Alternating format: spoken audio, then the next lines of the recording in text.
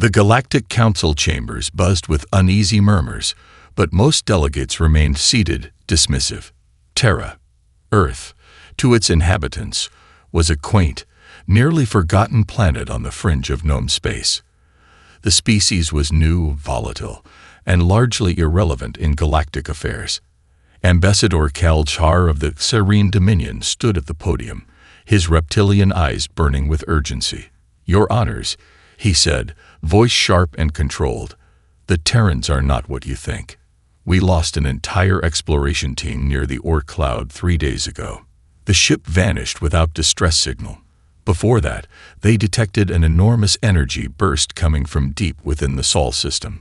A ripple passed through the room. Several counselors exchanged skeptical glances. The Galactic Council had dismissed Terran claims before: primitive weapons, erratic politics, little to no meaningful technology beyond their star systems. Kaljar's warnings were familiar echoes from past failed attempts to elevate caution. A sharp chime cut through the chamber. The communications officer relayed a live feed from the outer system. The chamber's holo projection flickered to life, displaying the last transmission from the missing ship, Ardent Voyager. Faces of the crew flickered on screen, tense but composed. Then the image blurred. Suddenly, an enormous surge of violet-blue energy exploded from beyond the Kuiper belt, swallowing the ship whole. Sensors on other vessels in the fleet registered a massive gravitational wave, a ripple distorting space-time itself. Murmurs turned to gasps. "Impossible," one counselor muttered. Kaljar's claws clenched the podium. "That burst matches no known technology in the region. It's not random. Terra's arsenal, long believed dormant, has awakened." In the silence that followed, Ambassador Ilara of the Velari Imperium stood slowly, her pale eyes narrowed. "Serene, you exaggerate. Terra has no capacity for such power. This is a scare tactic, nothing more." The room fractured into heated debate, voices overlapping as Terran history and capabilities were dissected. Far below, on Earth itself, the night was thick and quiet. From orbit, satellites scanned the Oort cloud. Below the ice sheets of Antarctica, immense chambers deep beneath the surface hummed to life. Enormous doors, sealed for centuries, began to shift with grinding power. President Aria Voss stood in the command center, face illuminated by the cold glow of holographic displays. Her voice was steady, but inside, a storm raged. She spoke softly to Prometheus, the ancient eye overseeing Earth's hidden arsenal. "The threshold has been crossed. We no longer hide in the shadows." Prometheus responded, voice calm and metallic. Activation sequence initiated. Defense protocols online. Galactic threat level imminent. Far away in the distant reaches of the galaxy, fleets began to move. The universe, long indifferent to Terra's quiet existence, had begun to stare. Beneath the glittering veil of Earth's night sky, the world's most secretive installations stirred to life. In Antarctica, massive subterranean chambers housed weapons and technology centuries ahead of known galactic science. Here, humanity's true strength had slept, silent, hidden, waiting. In the command center, President Aria Voss paced slowly, her eyes never leaving the swirling star maps projected midair. Each blip, each signature from the void, spoke of an approaching threat. The Velari Imperium's fleet was converging toward Sol, their intentions veiled by diplomatic pretense, but unmistakably hostile. Her chief of security, Commander Marcus Hale, stood by, arms crossed. "Madam President, the Velari are moving faster than predicted. If we don't act soon, their fleet will be at Mars before we can mobilize." Aria's jaw tightened. "We've spent decades building our defenses in secret. We will not be caught off guard." With a gesture, she called up an ancient schematic, a sprawling network of bunkers, orbital platforms, and shipyards buried deep beneath Earth's surface and oceans.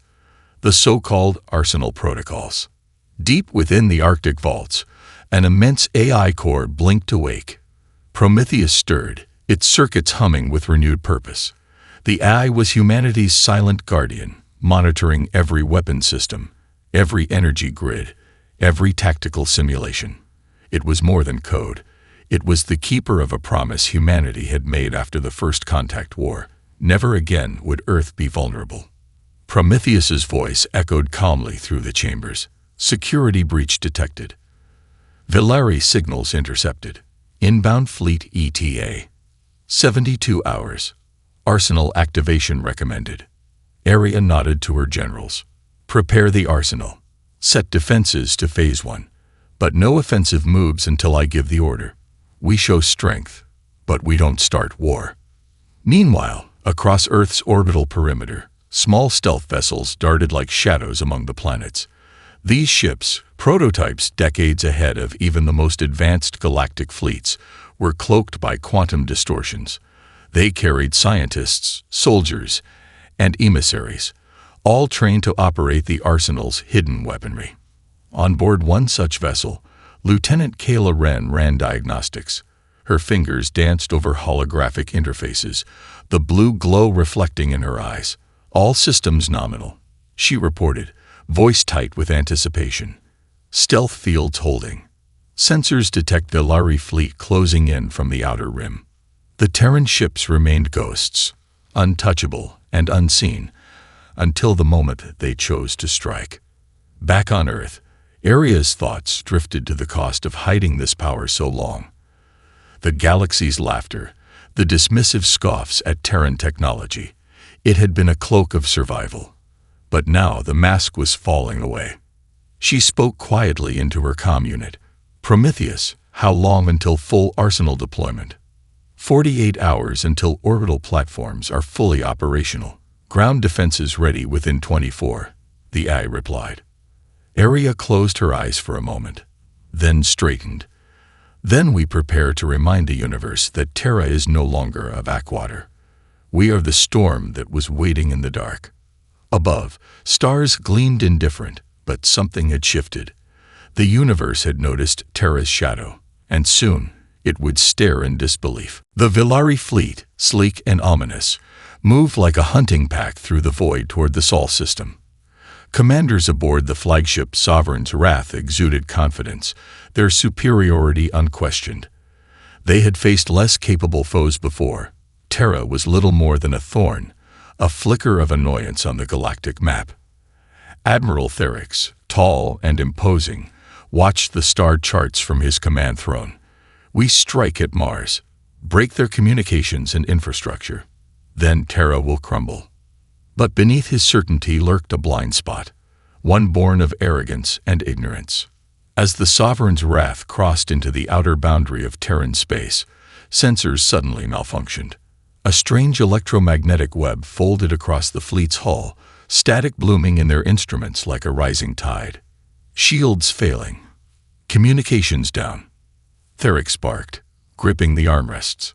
Unseen by Velari eyes, a Terran orbital platform, long disguised as an asteroid, pivoted silently, its immense quantum railgun charging in the shadows.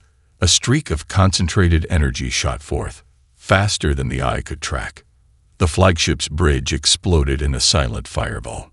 Within seconds, Velari patrol ships scattered, caught in a cascade of electromagnetic pulses that rendered their systems useless. Swarms of nanodrones, released from stealth cruisers cloaked nearby, swarmed like insects, disabling engines and cutting power. A new reality dawned for the Velari fleet. They were not hunting. They were prey. In the command center on Earth, President Aria Voss watched the battle unfold in real time. Her expression was calm, a mask of resolve. Beside her, Commander Marcus Hale broke into a rare smile. They never expected us to fight back like this. Aria's voice was steady. We didn't just fight back. We reminded them why Terra has survived. Across the Martian colonies, emergency sirens blared, but the panic was brief. Terran defense forces, trained for this moment, activated their exoskeleton suits and neural-linked combat drones. Vast underground bases, once silent, roared to life as human soldiers mobilized with precision and speed, unmatched by the surprised invaders. Lieutenant Kayla Wren led a squadron of stealth fighters, weaving through asteroid belts and enemy cruisers. "Target their command ship," she ordered, voice cold with focus. "Disable their leadership, and the rest will fall." From the shadows of the asteroid belt, Terran ships appeared and vanished like phantoms, striking with laser precision. The Velari command ship shields flickered, then shattered under the relentless assault. The Velari admiral's last transmission was one of disbelief and fury, his voice echoing across broken channels. "They are more than legend. They are a reckoning." As the dust settled, the Galactic Council's holochambers were flooded with live battle feeds. The ancient powers had been shaken from their complacency. The universe was forced to stare. And Terra, she had only just begun to show her true face. The wreckage of the Velari flagship drifted silently against the star-speckled backdrop, a ghostly monument to the power humanity had kept hidden for generations. But it was not just the fleet that the galaxy needed to understand. Terra's true arsenal was far deeper and far more terrifying. Within the secure halls of Earth's orbital command station, Fort Prometheus, captured Velari officers were brought before a council of Terran scientists and military leaders. Their white eyes flickered with disbelief as they were shown weapons once thought myth. Dr. Lena Morozov, the chief scientist behind Earth's quantum weaponry, led the demonstration.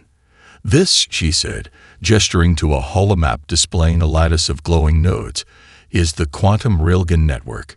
Each shot is accelerated to near light speed, capable of punching through enemy armor kilometers away."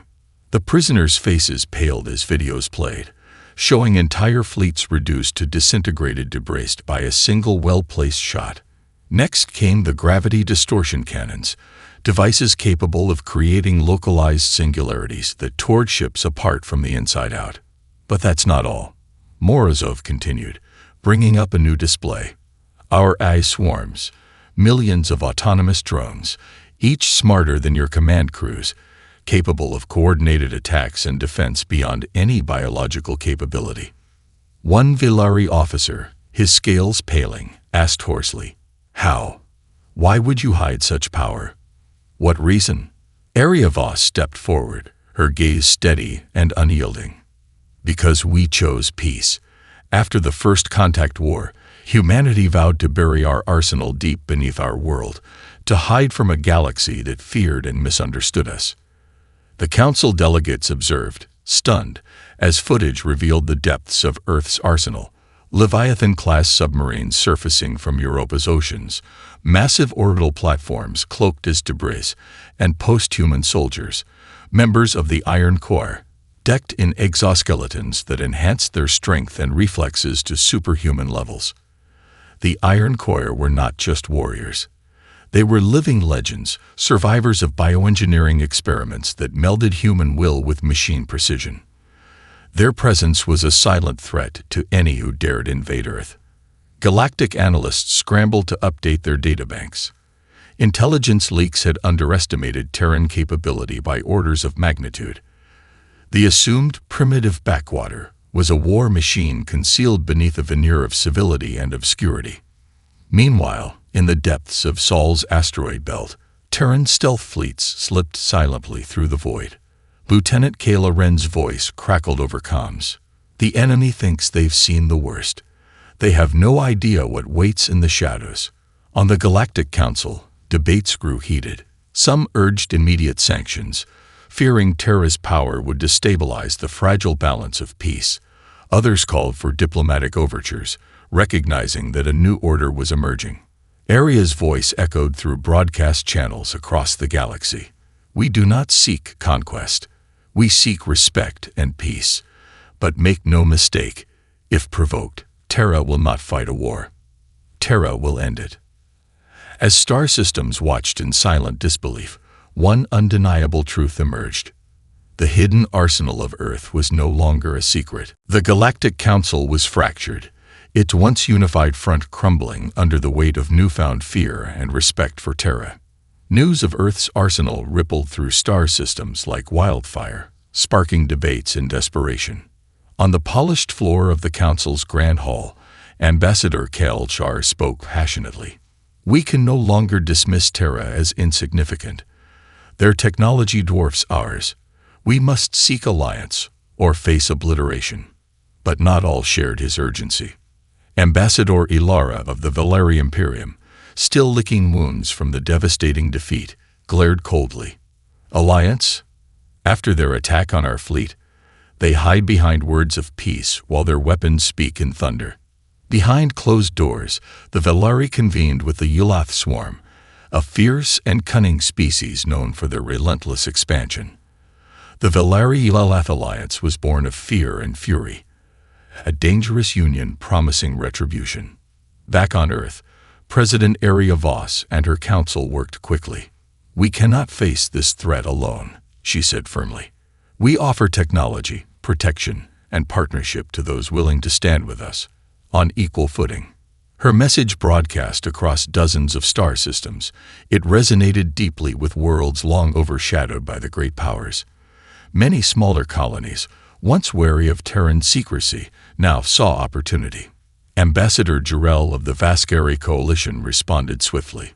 Your offer is unprecedented. Our people have suffered under Valari oppression for centuries. We accept. Within weeks, embassies were established on Earth and across the colonies. Exchanges of knowledge and technology began. Terran scientists shared breakthroughs in energy shields and AI defense grids, while Allied fleets trained with Terran commanders. Yet, the shadows of war lingered. Saboteurs infiltrated Earth's orbiting stations, planting viruses designed to cripple the arsenal's systems. Security teams moved like shadows themselves, tracing the attacks back to unknown agents lurking within the Council itself. Commander Marcus Hale tightened security protocols. This is no longer just a fight for survival. It's a battle for trust, and every misstep could cost us everything. In the midst of the turmoil, a daring assassination attempt shook the heart of Earth's government. The high-ranking diplomat was targeted during a public address, the explosion narrowly averted by Terran security forces. The blast shattered windows and ignited panic, but sent a clear message: not all desired peace. President Voss stood unshaken, addressing the world with fierce determination. We are united, stronger than ever. We will not be divided by fear or treachery. In the growing storm, alliances solidified, enemies plotted, and Terra prepared for the inevitable. The universe no longer ignored the rising force of humanity.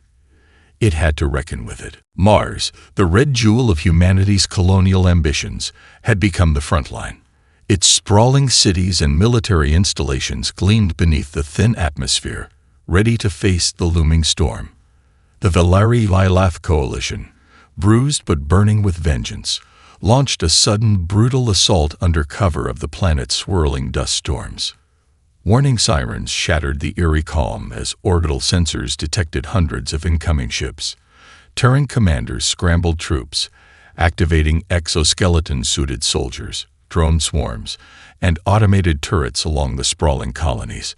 Lieutenant Kayla Wren gritted her teeth, steering a squadron of stealth fighters through the turbulent Martian skies. Hold formation. Focus on the Vilath carriers.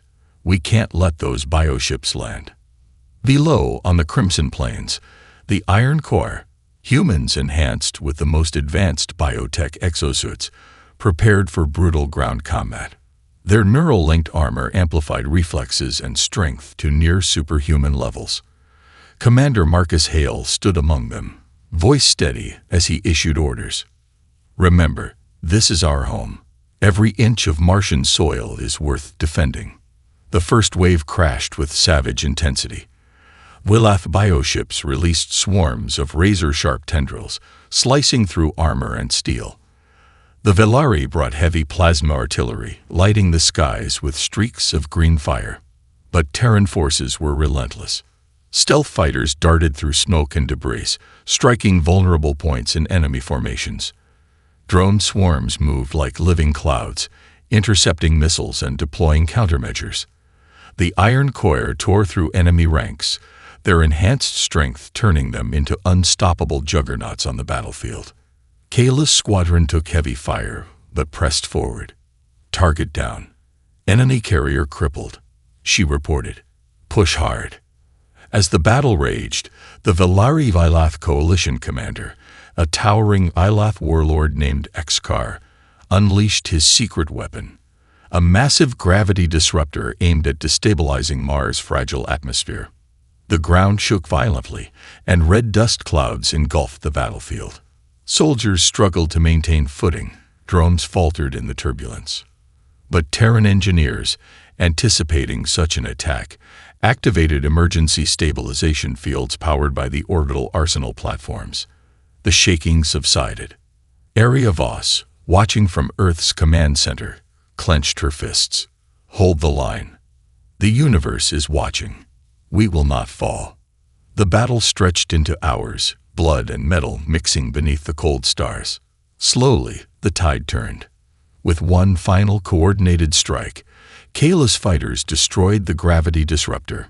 Ground forces surged forward, forcing the coalition into retreat. Mars was bloodied but unbroken. As the last enemy ships fled into the void, Aria's voice broadcast across Terran and Allied channels. Terra fights not for conquest, but for survival. And we will win. In every corner of the galaxy, eyes turned toward Earth's defiant stand, a powerful message that humanity would not bow. The universe had been warned. The red dust of Mars still hung heavy in the atmosphere, settling like a grim reminder over shattered cities and scorched battlefields. The echoes of war had faded, but the scars remained, etched deep into the planet's surface and the souls of its defenders. Lieutenant Kayla Wren stood at the edge of a ruined settlement, her exosuit battered, visor scratched, but her eyes sharp and vigilant. Around her, medics tended to the wounded, and salvage crews gathered the fallen's weapons and armor. Another day, Kayla murmured, voice steady despite the exhaustion. We bought Mars back, but at what cost? Commander Marcus Hale approached, his normally stoic expression weighed with something heavier. 2,000 casualties, he said quietly. Too many, but if we hadn't held, the entire system would have fallen. Kayla nodded, the faces of comrades lost flashing through her mind. Victory had been hard won, but it was only the beginning. Back on Earth, President Area Voss faced the bitter reality of leadership. War was never clean, and the price paid weighed on her as heavily as the burdens of command. In a private briefing, General Linway reported the latest intelligence. Velari and Bilath forces are retreating, but their fleets are regrouping. They're calling for reinforcements. Aria's hands clenched into fists. We've made enemies of the galaxy's most dangerous coalitions. There will be no peace without sacrifice. The Galactic Council convened once more, this time fractured beyond repair. Several member systems withdrew support, fearing retribution. Others doubled down, rallying behind Terra's cause. Amid the political turmoil, whispers of dissent grew louder on Earth. Some questioned the cost of revealing the arsenal, fearing a galaxy-wide war that could consume humanity. But Aria remained resolute. Our future is forged in fire. We cannot hide in shadows forever. The universe must know we exist, and that we are not to be underestimated. In the shadows of Earth's deep space docks, Lieutenant Kayla prepared for her next mission. Reports had come in of a secret Velari base on the edge of known space, a potential nexus for their next offensive. Her squadron assembled, silent and determined. Kayla's voice cut through the tension. We strike first. We bring the fight to them. As ships launched into the dark expanse, the true cost of victory was clear. Every step forward demanded sacrifice, every triumph shadowed by loss. But humanity had awakened, and the universe could no longer look away. The void beyond known space shimmered with distant stars as Lieutenant Kayla Wren's squadron approached the Velari's hidden stronghold, an enormous space fortress cloaked in darkness and bristling with weapons. This was the heart of the Coalition's power, a final test of Terra's resolve. Kayla's voice was steady over the comms, but beneath the calm lay a fierce determination. All units, lock on to targets. We hit hard and fast. no mercy. The first strike was lightning quick. Terran stealth fighters tore through enemy sensor arrays, disrupting their shields before the Velari even realized they were under attack. Drone swarms spilled forth, weaving through turrets and defenses, hacking systems from within. In the command room of the fortress, Admiral Therix, once thought dead, roared in fury. "They have no honor. They fight from the shadows.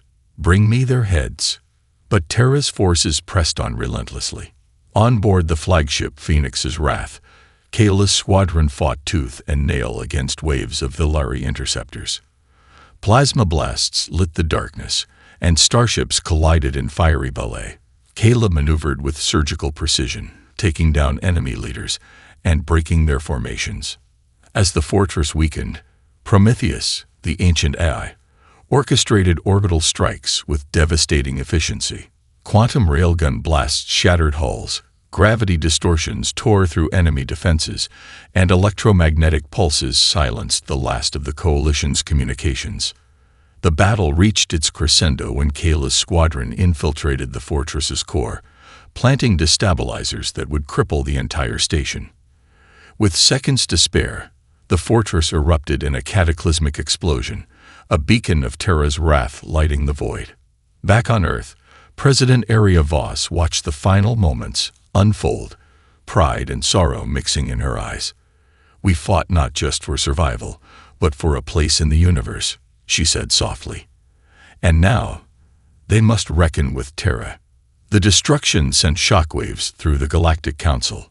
Former enemies reconsidered their stances, recognizing a new power had risen, one tempered by sacrifice and bound by an unbreakable will.